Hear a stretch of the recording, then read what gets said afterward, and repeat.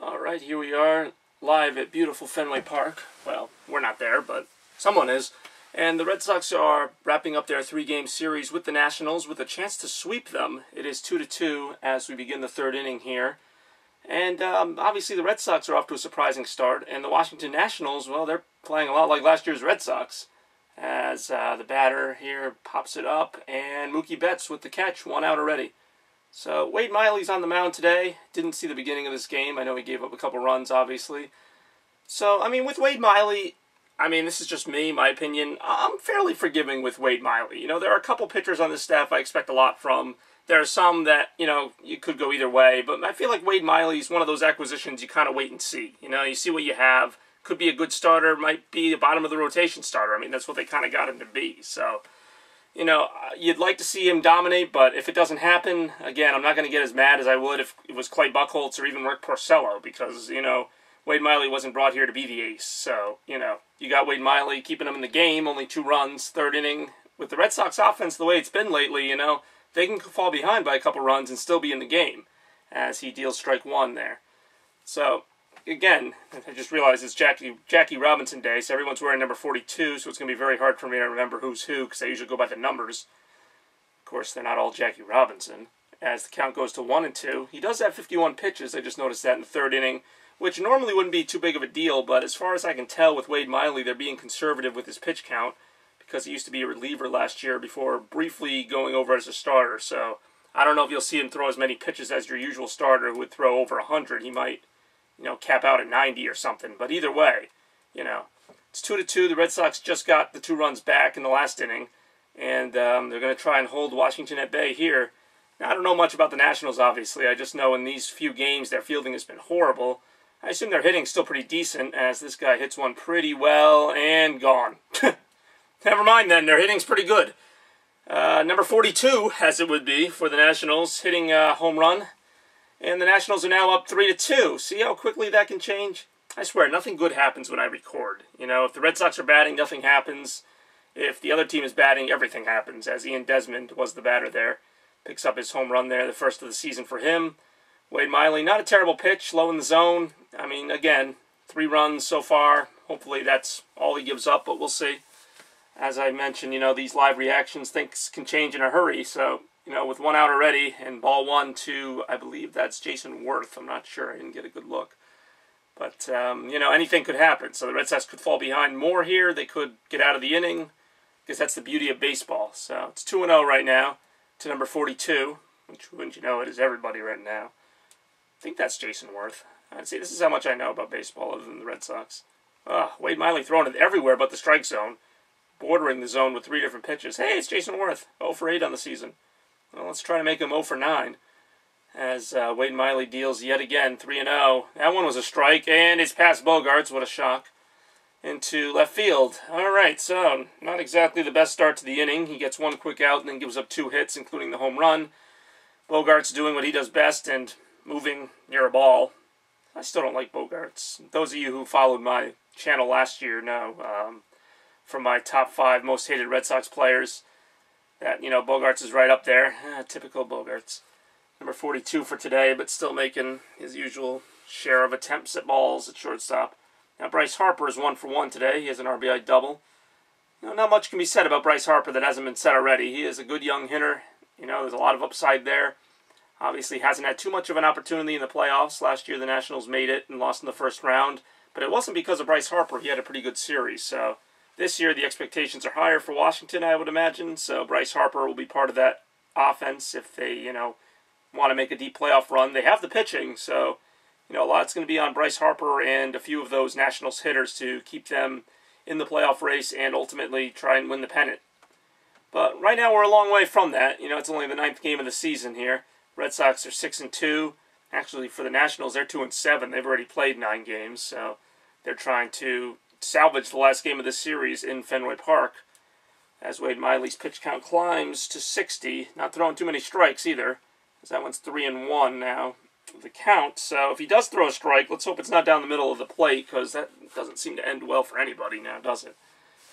All right, here we go. Once again, 3-2 Nationals, 3-1 the count, and he walks Harper, Pretty harmless pitches, all of them. Not even close to the strike zone in most cases.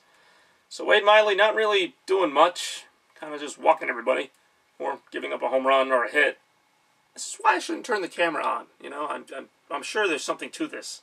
Because it's like every time I turn the camera on, they start to blow the game, or they don't do anything offensively. On last year's team, it didn't really matter if the camera was on them or not. They just sucked. But this year's team at least seems to have some pop. You know, I feel a lot more confident with this team, even if they fall behind 4-2 or 5-2. I feel like this team could get back in the game. I feel like, you know, they're just a couple hits away. And I feel like they at least get hits. You know, there aren't as many 1, 2, 3 innings with this team. They make it interesting. That's really all I want at this point. After last year's mediocrity, I think it's a bit much to hope for a world championship. But let's just keep it interesting, all right? Nothing interesting about this right now is they talked to Wade Miley about why he can't throw a strike.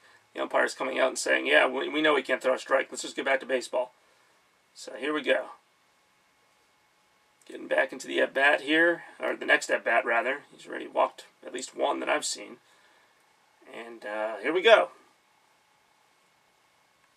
Maybe it's just the anticipation of seeing the Red Sox hit, but I always feel like the other team's at-bats last longer. Like, even when it's a shorter inning, I feel like it's probably just one of those psychological things, you know, because I want to get back to the Red Sox being at-bat. It seems like the Nationals' at-bats take longer, but it also doesn't help that they are taking longer because Wade Miley can't throw a strike, as he throws a strike right there. There you go, Miley, proving me wrong. 0-1 the count to number 42. That is really going to screw me up. I don't even know the numbers for the Nationals. I know Bryce Harper's number 37. Jason Worth's like, I don't know, something. That one's way inside.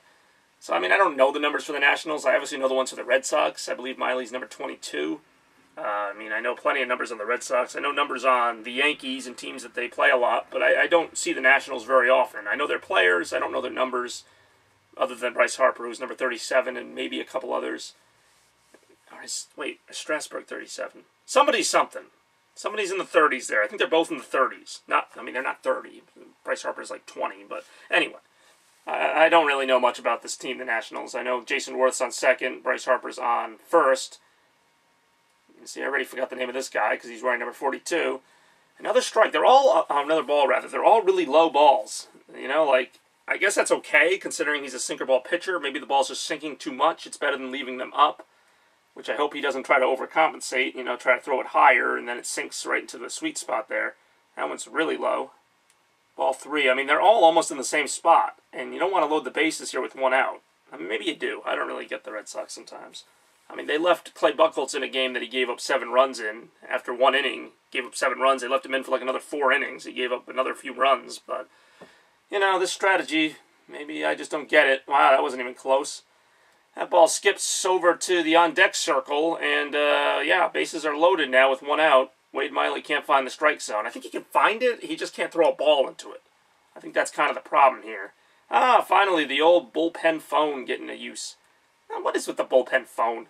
I feel like it's just kind of there for show. I mean, there's so many better ways to communicate now. They could have, like, a video thing, or just some kind of, like, intercom that tells the pitcher to get up. Like, I feel like the phone is just kind of there for tradition's sake. I mean, it's even mounted on like a 1960s mahogany board with like a little ghetto-looking thing taped to it, so like it still looks like a really old phone. Like, I bet it's actually a really good phone that they just make look old, so they can be like, cha-ching, cha-ching, cha-ching, tell the pitcher to get in the game, and someone's on the other side, like one of those tin can phones, going, he said to get the player in the same. The what? I mean, get the player in the game. Like, I mean, obviously, they can't possibly still communicate like that all these years later, right? All right, throwing strikes.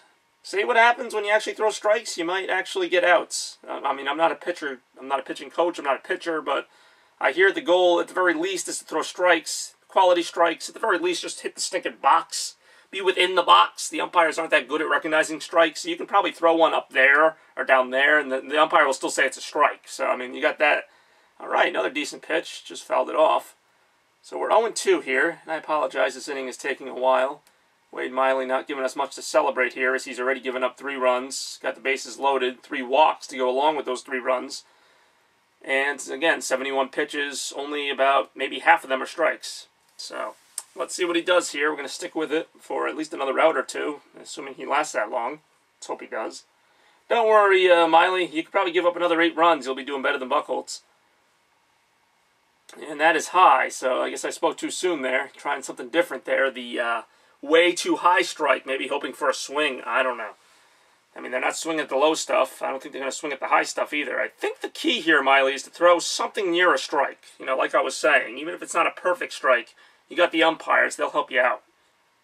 Okay, that wasn't a bad place for a pitch. Just fouled it off. So here we go. 73 pitches already. And this is kind of the start that I'm used to, like from pitchers like, you know, when I think they said someone named another Wade Davis, or not Wade Davis, Wade Miller. I don't know. They've had some pitchers in the past that were like this. You know, they struggled to get through 5 innings, but somehow they only give up 3 or 4 runs, so their ERA ends up being like around 4.5. And see, that's one of those where the umpire sometimes calls it a strike. I mean, it's not a strike, but the umpires don't always follow the rules. So again, what's a little thing like a rule? You know, right on that top corner, just above it. But, you know, you got the umpires, anything can go. It probably doesn't help that Wade Miley hasn't thrown strikes very consistently, so the umpire's probably thinking, why is he going to start throwing strikes now? Oh, boy. That's just a regular hit. It's going into the corner. Third base coach is waving his arms around. That must be a really hard job. When the ball goes in the corner and you know that no one's going to get the ball to home plate anytime soon, it must be tough for the third base coach to kind of go, woo, keep going, guys, because otherwise the runners would stop, because they wouldn't realize that themselves. They need a coach to act like some kind of crossing guard, and he doesn't just tell you go, he keeps doing it. Like, so the next 3 guys after him know to keep going. Otherwise, you know, they wouldn't figure out from the first little wave there, or from looking themselves at left field, that they could go on to home plate. So I don't even know, was that 3 runs or 8 runs? Oh, thank God. John Farrell's going to take him out. They're going to take out a pitcher before they really should, which is good. So the Red Sox will only be losing 6-2. Oh, good. That's almost comebackable from. So once again, this is why I don't record. I will see you later.